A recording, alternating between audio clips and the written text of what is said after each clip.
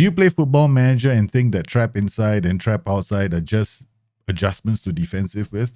Well, I have some bad news. You might not be getting the full picture. And today I'm going to explain to you how these traps work, how you can use them, and why you need to be careful with them. Welcome back to my channel where I provide short form content to help you with the game Football Manager. Before we dive in, I want to apologize for the lack of content lately. Things have been tough at home. My mother-in-law is spending a fair bit of time in the hospital, but I'm here now, ready to dive in and share some valuable insights. Jack Joyce is a member of the Sports Interactive Match Engine team. Now, recently he posted on the forums explaining how traps work. In a nutshell, they funnel play. If you trap inside, you're directing play centrally, and you're also trying to create counter-attacking opportunities from those areas. So a trap doesn't necessarily just reduce width or make you defensively wider. They do more than just that.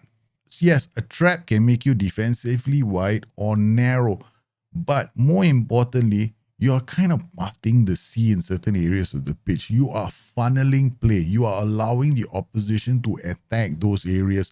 So your players might step back. Your attacking duties may decide, hey, you know what? I'm going to let that ball go. So the thing here is, whenever you create a trap, you've got to think about the shape and the structure of your own tactic. Setting traps can affect the output of some of your attacking duties in your team. I ran a simulation with this 4-3-3 DM, which had one central midfielder on attack, and I decided to try various kinds of traps out.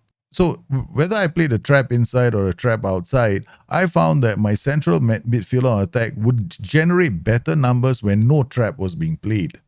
It was pretty easy to understand why. The central midfielder on attack would frequently be dropping back into more defensive positions when we were not, here it was pretty easy to understand what was going on. Whenever the central midfielder had to trap inside, his attacking output was reduced.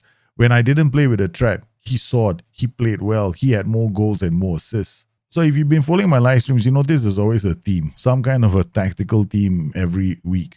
And for the last few weeks, we've been doing traps. And I decided to run an experiment on my journeyman save with a team that was always in the top three.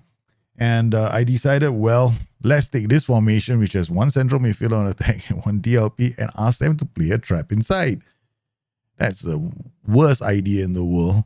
And lo and behold, came as no surprise that we fell towards the relegation zone. It's obvious you can't really play a trap inside with this formation, because if you're going to funnel play, you're going to go wider, you're going to open up space in the middle. Their CM on attack is always going to be out of position. The DLP is always going to be alone. I'm exposing my defenders, and I'm making it even easier for the opposition to carve me open. So whenever you're creating a trap, think of it this way. You're funneling play, but you need to funnel play towards a kind of a static area.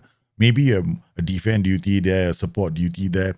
These two players can help you, win the ball in the center. And then you have players who are waiting for the ball to arrive, in central areas so that they can start a counter. There aren't a lot of formations that can do this if you think about it. So we decided on the stream to try several formations to see how the traps would perform. And some of these are a bit ridiculous. The first formation I'm going to share with you is a 4-2-3-1 DM. Now, I made a mistake with this formation, and it's probably down to the two roles in the middle. I used Volantes. Perhaps what would have been better would have been a DM-DLP pair, right? Because we decided to trap outside against a 4-4-2 diamond. A 4-4-2 diamond is going to try and bomb down the flanks, but it's got extra place in the middle, so we didn't want it to play inside. So by using trap outside, we funnel play down the flanks and force it to cross all day long. Now, the strategy did work quite well because we were able to snuff out a lot of the attacks. Unfortunately, we did lose in the end, a dodgy corner, but I don't mind.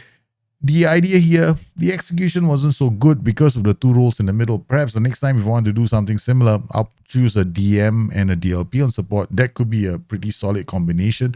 Or a DM and a Volante on support. They switch play, focus play to the left. Now, they will support the ball on the left and we're using the flanks. We're getting into the area. Extra player there. Good. Come on now. Yeah, counter attack. Close him down. Close him down. Close him down. Close him down. Good defending. There's one formation that can adapt to multiple formations. So I think it's very, very well balanced because you can use a trap inside or a trap outside with this formation. And it is a variation on the 4-2-3-1. Instead of playing with double volantes, because double volantes are very attacking. They run with the ball up the pitch. Okay, now this is a very nice trap inside. Because this guy can attack from the center. Right? Then I got this winger on attack, this inside forward, and I got CM on attack. So this actually could work. Okay, and then we do a hard tackle on all of them. Okay, drop off trap inside. Invite the crosses. No, stop the crosses. Okay. So it should be like we draw them in, and then we got the two static players there, right? And we got two static players there. Maybe I make it easier. DLP on defense. You're holding position anyway. So you DLP on defense. Okay. You defense. Okay. All right. We make it static. We make it pure static. The guy doesn't move. We're not allowing them to cross the ball. Yes. Okay. And we're focusing play to the middle. Okay. So Scheider with the ball goes in and plays a brilliant pass. It's Mokhtar. He's off. He's on. Oh, not bad. We're using the trap inside. And now we're using opposition instructions, right? So whenever the white players are forced inside, they're forced into where we want them to play. Emmett now. Ake and Kanji. I think, yeah, Ake is okay. I mean, yeah, he's not bad. Ake is quite a smart defender. What a goal! Traps on Football Manager, they work very well if you understand your own tactical system. Its vulnerabilities, the shape, the structure, how it impacts certain duties during the transition. If these are things that you don't really understand, my advice, don't play with traps because you can get them wrong very easily. I hope you enjoyed today's show and you found it useful. If you have more questions, drop me a note below. Meanwhile, you can catch me streaming on Bustthenet Live. That's another channel. You will find me streaming there as often as I can. Please join me, say hello, drop in a note.